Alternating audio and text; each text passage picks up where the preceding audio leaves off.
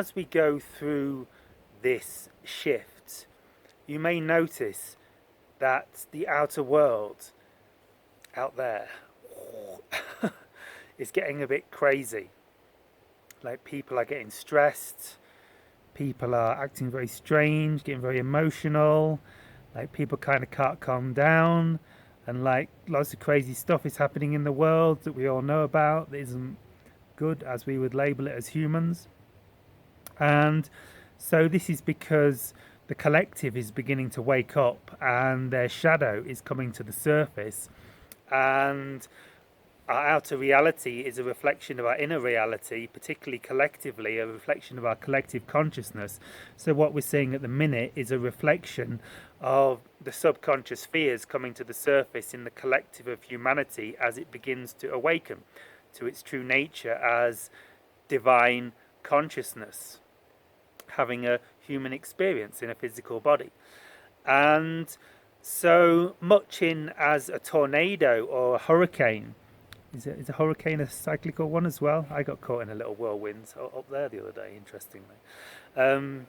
Maybe that was the symbol. Stay the eye of the storm, because it came straight through me like this hurricane, like this mini whirlwind. I was up there, like on the mountain, like right at the top up there. That site I show you guys with where I'm stood in, like looking over the snow-capped mountain in what's called the Sun Temple. It's up there somewhere. I don't know, up there somewhere. A long way, about 10 kilometers away, something like that. And so when I was up there, like this little whirlwind appeared out of nowhere and went straight through me. And I looked it up, and and I'd just been through like an Inca graveyard site, and one of the things I looked at was that shamanically. A whirlwind can symbolize the dust of a dead shaman. So that was my conclusion. However, I think there was deeper meaning to it, and perhaps, of course, it was the eye of the storm, because it appeared out of nowhere and just came straight through me, and I was right in the center of it.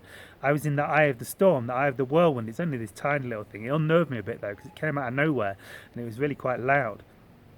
And so much as if you're in a tornado, and hopefully none of you guys have ever been in the center of a tornado, but some of you perhaps have, particularly in the US. I know Florida and places like these get them quite regularly. I know when my friends went quite through the center of a tornado.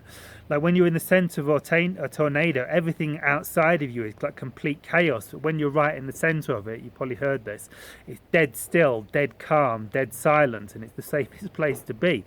And so that is an analogy for what we're going through on planet Earth at the minute, as we go through this collective shift of consciousness and everything in the outer world seems completely chaotic. What we need to do, and this is possible, look at me, I'm super chill today, not every day, but today somehow, lots of meditation and yoga is paying off. So we need to stay like very calm, very zen. We need to stay zen, centered in the eye of the storm. Why? Because we create our reality collectively, and we're affecting the collective consciousness, and we're here to steady the ship of planet Earth. We're here like as spiritual people, as starseeds, wanderers, light workers, gurus. I don't think I'm quite ready for the term guru yet. But you get the idea, as like people here to like uplift the planet and like help humanity, and like I think a lot of you here are on that mission. We need to stay as the eye of the storm, so we can keep the collective consciousness balanced.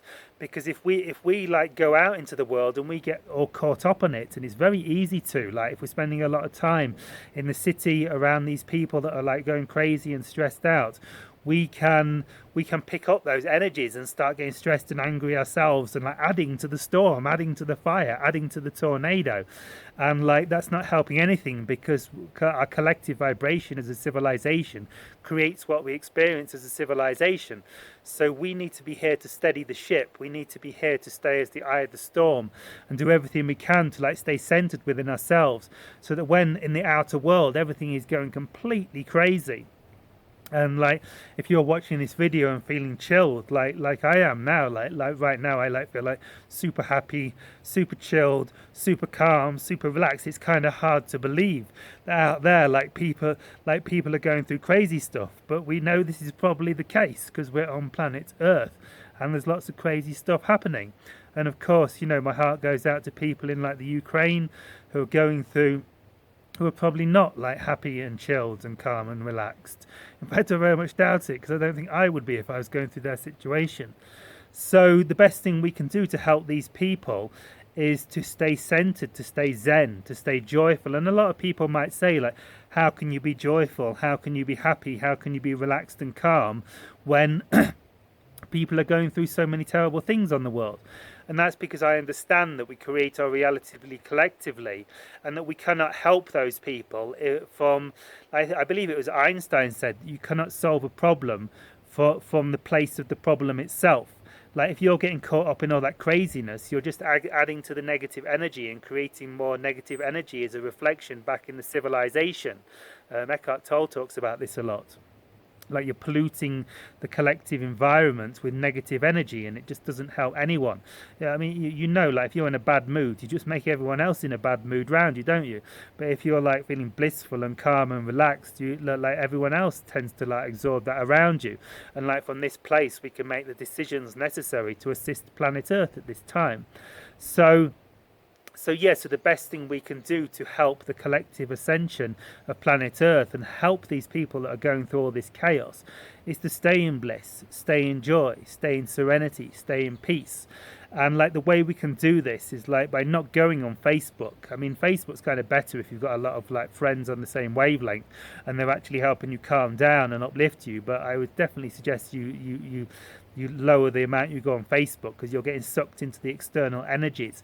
And definitely like limit the amount you're going out into society. Like I get tempted to go to the juice bar, like in the town, in the village, in the daytime, because it's healthy and it's nice, and like I got into this habit of doing it every day. But I pick up all those stressed energies of being in the marketplace in the morning, and so I've had to stop doing that so I can stay centered and be of service to this earth.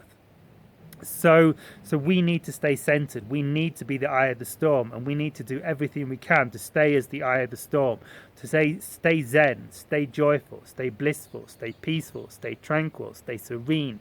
And from here, like, we can tap into our higher energies of creativity and like begin to create an epic reality for all. And so how do we do this?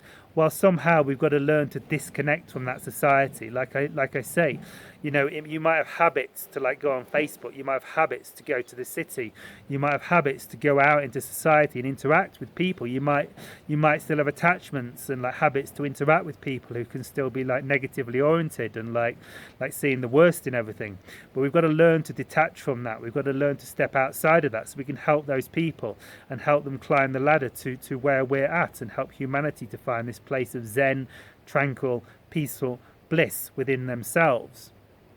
And so just an example, what I've been doing the last 2 days: I wake up, I meditate for around 40 minutes to an hour, then I do yoga, and then I do some Hindu mantras, Hindu chanting, like Shiva chanting.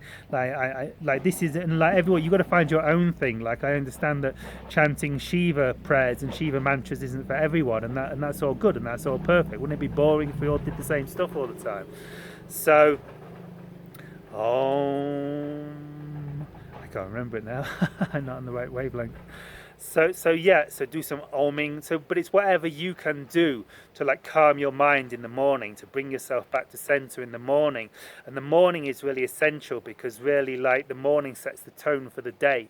So find what uplifts you, find what brings you to a zen space.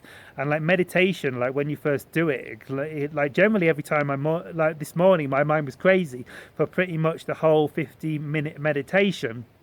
However, and then it carried on a bit afterwards. It was going, you got to make the video, blah, blah, and I just dropped it all and did some other stuff for a while. And then all of a sudden, I just came back totally to center and like became really zen. So you've got to find what works from you, and understand that the best we can do to help everyone on the planet is stay zen, stay peaceful, stay joyful, because we collect, because the collective consciousness of the planet mirrors back, creates our reality. So we have to do everything we can to keep the collective consciousness of humanity balanced as we go through this transitional period into a blissful, love-light age of joy and bliss for all. Amen. So I think you get the idea, guys. Have a wonderful day. Peace, love, and Shivai.